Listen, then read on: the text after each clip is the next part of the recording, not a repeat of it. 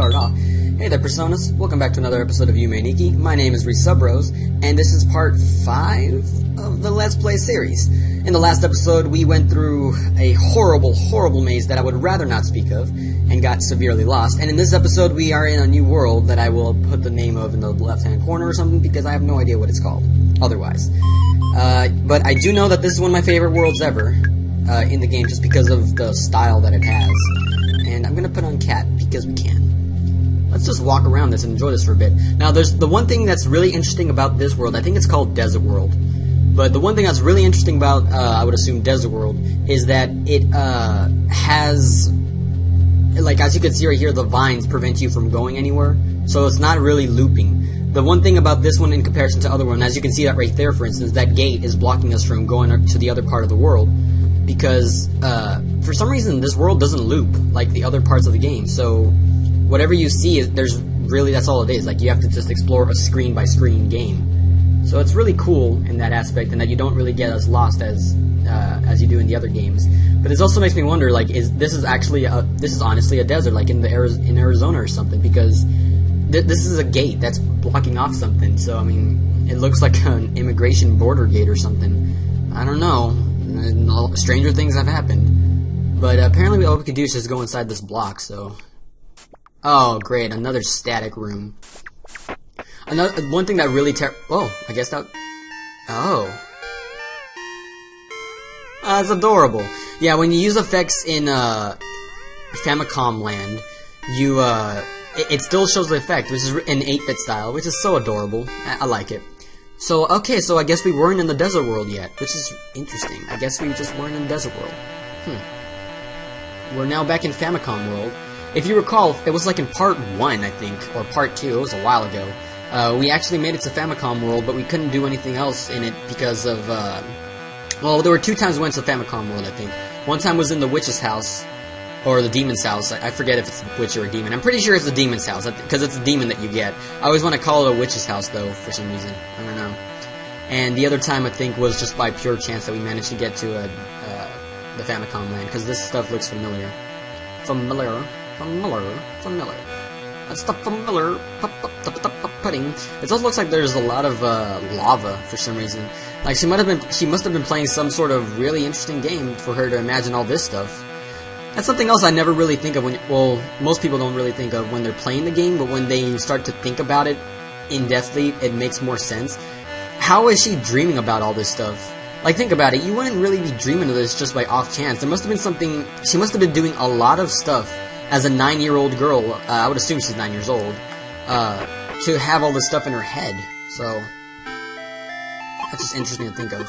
Also, when you talk to these guys, they spout out random digits. Now, I don't know if these digits have any sort of correlation with anything. For some reason, I thought that they were Morse code or something and they were trying to tell you something.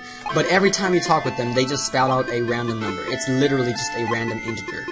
So, you know, there's always that. I'm pretty sure there's no point to it. They're just spouting out random integers. But it's just interesting to think of, to think that they're probably trying to communicate with you and you can't really understand it because the code hasn't been translated yet. So that's really cool. Are you gonna move? Oh wait, I can just move you. Come on. Come here. Come this way. Come on. I need you to move out of the way so I can go there. Come on. Move. Out of the way. Shoo. Yes. Come here. Come here. I'm gonna attract you out of the way because you are lazy. Come here. Go. I mean, not go, but come here. Come here. Come here. God.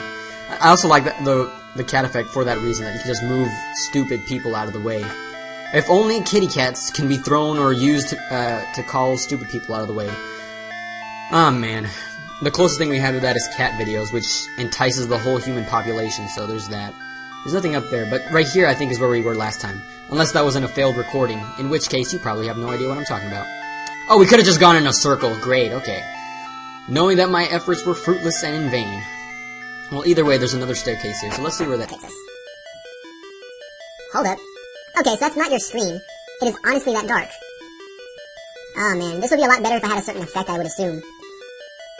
I can sort of make out what's going on. I'm sorry if you guys can't see anything, but trust me, things are going on. It's really just empty doors and things. Yeah. You can kind of sort of make out what's going on, but Jesus Christ, when they make it dark, they make it dark. Boy, howdy. Oh man, come on. I'm having a hard time seeing anything. Well, lightening the brightness. Hiring the brightness does kind of help out a bit. I'm not struggling so much. You guys, I'm not so sure. You guys are probably having a very hard time seeing what's going on. But I can kind of sort of make out. There are faces on the wall, and that's very oh, hello, what are you doing? What is that? Okay, can I move you out of the way so I can talk with it? Hello? Can I talk with you? Can I? You weren't attracted to me. Can I? Alright, how do I things? How do I even... Oh, there we go. It changes for thing to thing. Let's try frog effect. Maybe frog will do something.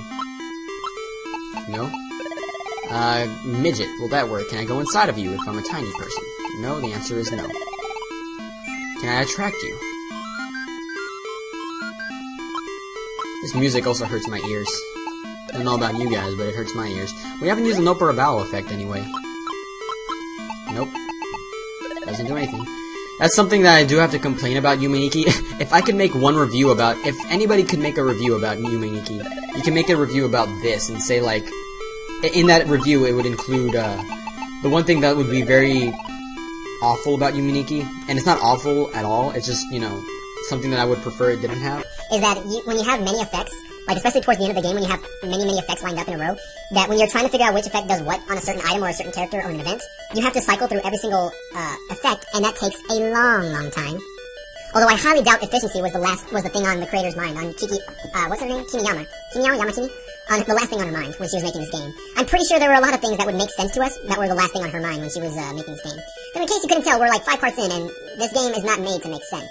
At least immediately. It's not made in that sense. Sense. I don't know why that was funny. I was immediately thinking of dollars, and when I said cents, I thought I made a joke, even though that made no sense. What is this supposed to represent? Hello? Can I go in one of these? I guess not. Well, that is just comforting. Is there like a secret thing we can attract or something with the kitty cat? Can we do things? I guess not. What else can we do? Can we, what does the flute do? I don't know what the flute does exactly. Well, needless to say, I have no idea what we're supposed to be doing. I guess not. Okay, well, I'm gonna pinch myself. 8-bit pinch. And I'm gonna go back to my room, because it's been a while since I've saved. Even in between recordings, I haven't saved. As we listen to pretty music. Yeah, we just doubled our effects, basically, because now we have 7. What was I doing? Okay, let's go back to the dream world now that we've saved and whatnot. And let me close off my Chips Ahoy, because that's... See, now we're on the moon, which is weird. Oh well. What?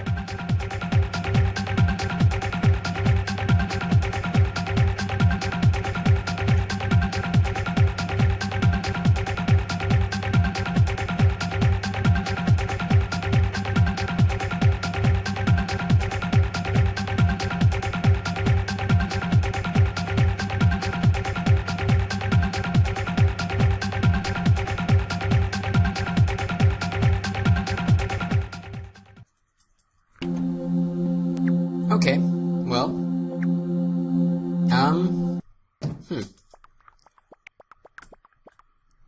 Matsutsuki has very, very interesting dreams, I should say. Anyway, let's go into another door that we haven't gone. Oh, we're back in Block World. Actually, we never fully explored Block World, because I think, last time we were here, didn't we enter somewhere that led us to, eventually, Famicom Land? Either way, there is an effect here that I do remember from my first playthrough, that I kind of know where it is, and by kind of I mean not really, and by know where it is I mean I know that it's here. So, let's look around aimlessly and hope we can find it. Also, this music makes me very, very uneasy. I'm not sure how you guys feel about it, but this music always reminds me of wind chimes, and wind chimes are probably the most terrifying thing I could ever think of. Hey, look, a bathroom. And it looks like it's the guy's bathroom. And we can enter.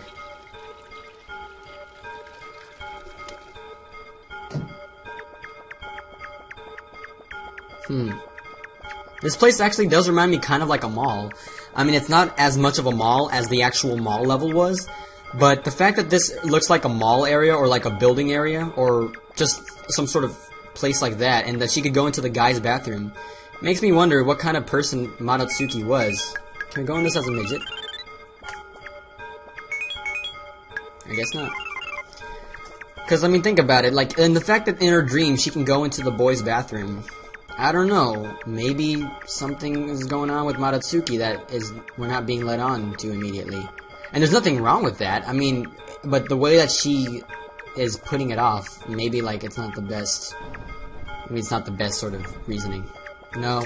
Like I said before, it's a random event that we're sent to that area with the hands, and, unfortunately, it was so random that we're not going to get there for quite a while. Also, we can walk under this.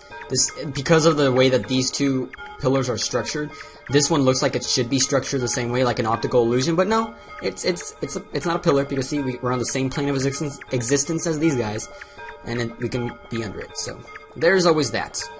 Illusions! I know them, because I am a magician. Oh, so there's that black door that we could enter before that was very rare to get to, and it still is. I think the effect is over here. Down this very narrow path. Yep, there it is. So, if you remember a while ago, we talked to Invisible Girl that took us to that black door. Well, now we got the hat and scarf effect. And the hat and scarf effect really does nothing by itself. There's actually another effect in the game that, in cooperation with this, in conjunction with this, I guess I should say. Blech. Hold up. Okay, I think I had something in my mouth. It was like a chip, a lone chocolate chip. But yeah, as you can hear, I am smashing the 1 button, and I'm not getting any sort of effect happening. And that's because the hat and scarf has no secondary effect by itself, but when you use it in conjunction with another effect that we haven't gotten yet, you're allowed to have a secondary effect, which I have no idea what it does to this point in time. I have no idea what the secondary effect does, besides make you look kind of weird. But we'll get into that in a bit, or as time goes on. I say that a lot. I found out that I've said that a lot in this Let's Play. We'll find that out as time goes on. As the moment arrives. Like, that, as pretentious as that can be, like, that's just too much, even for me. Man. And then we got the AT&T bars over there. And another very poorly done optical illusion.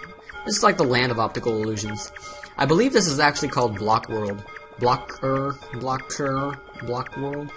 Either way, let's go back, because I don't think there's anything else of interest that we can do right now. That place is better left explored later on. What's this? I forget what this world is.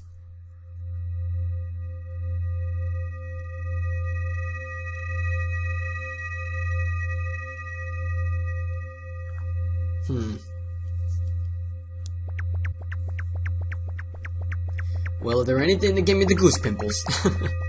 No, this is actually one of the more... In a game where everything is creepy, the fact that you can say that this is one of the creepier worlds in the game, it's pretty disconcerting and discomforting. This is, I think, Puddle World is what the game text would say. And it's not the most comforting world to be in, I'll say that much.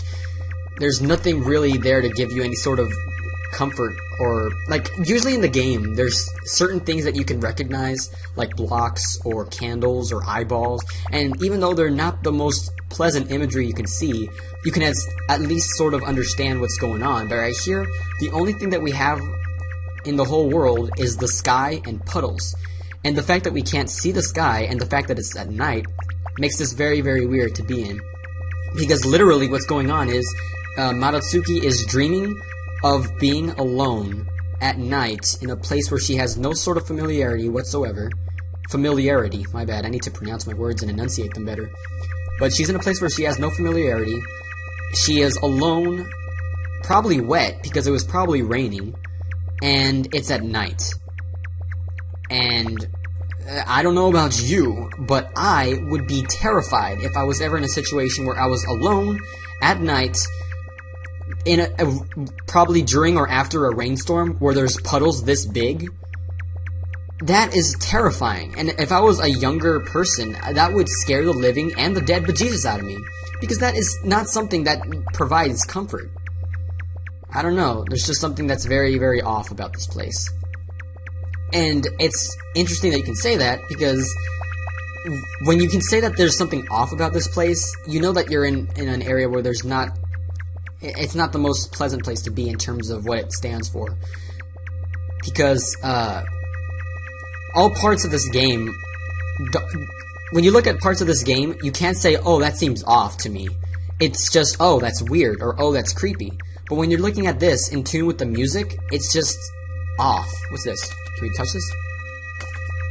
Oh, we can turn it off. Yeah, so, I mean, like, it's just not comforting at all. You just feel very, very uneasy. You feel very vulnerable, I guess is the best way to describe this world. You feel very vulnerable in this place. Like there's somebody watching behind your back or something, or somebody behind your... Oh god, why do I have to look behind me? I am alone, and I shouldn't be talking or playing this game by myself. And yet I am, because I am an idiot. Well, it is October. The best thing I could do is just play this game by myself. That's the best way I could terrify myself. Oh well, let's keep looking around. Because this game is just... Ugh, too much, too much.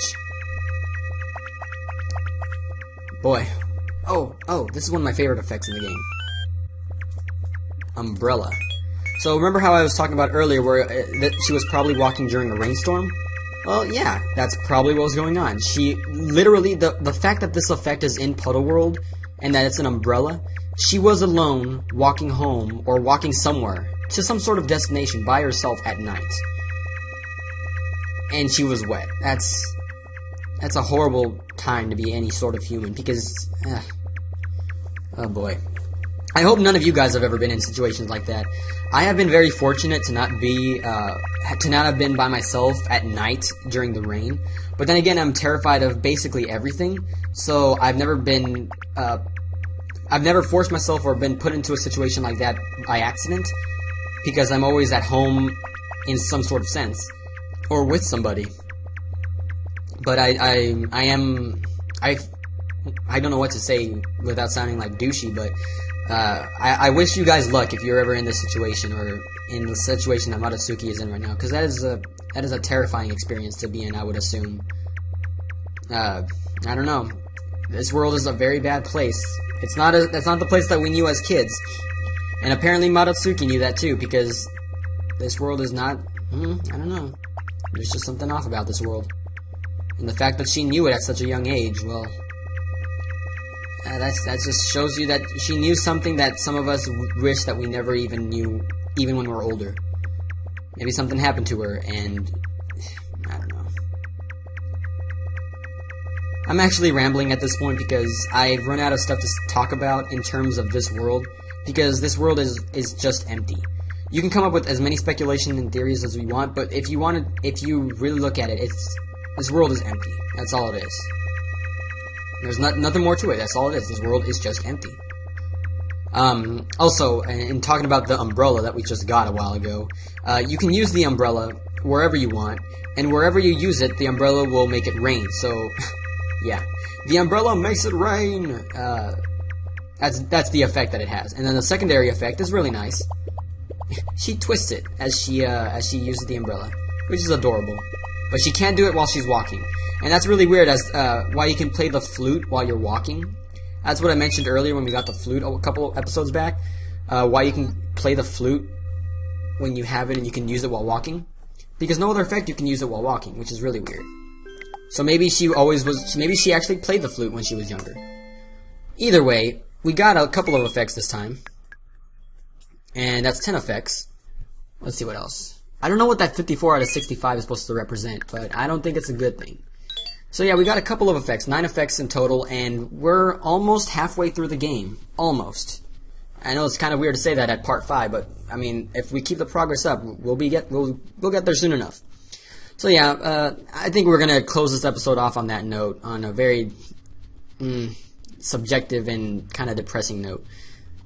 I wish we could have ended up that last episode with the flute guy, but unfortunately, time would not allow it, so. Yeah, this has been Resubros talking to you guys. If you guys like this episode, please leave a like. If you want to leave a comment about what sort of theories or anything that you want to discuss in the comments about anything that happened in this episode or anything that happened in this Let's Play so far, please please feel free to do so. I would love to read the comments about this kind of stuff, because this game is interesting. I mean, it brings up a lot of stuff, and it makes you ramble, like me. If you ever wanted to be a me, you can go ahead and do it right now. I should also stop doing, because I know some people hate that, including myself. And subscribe to this channel if you guys want to see more content.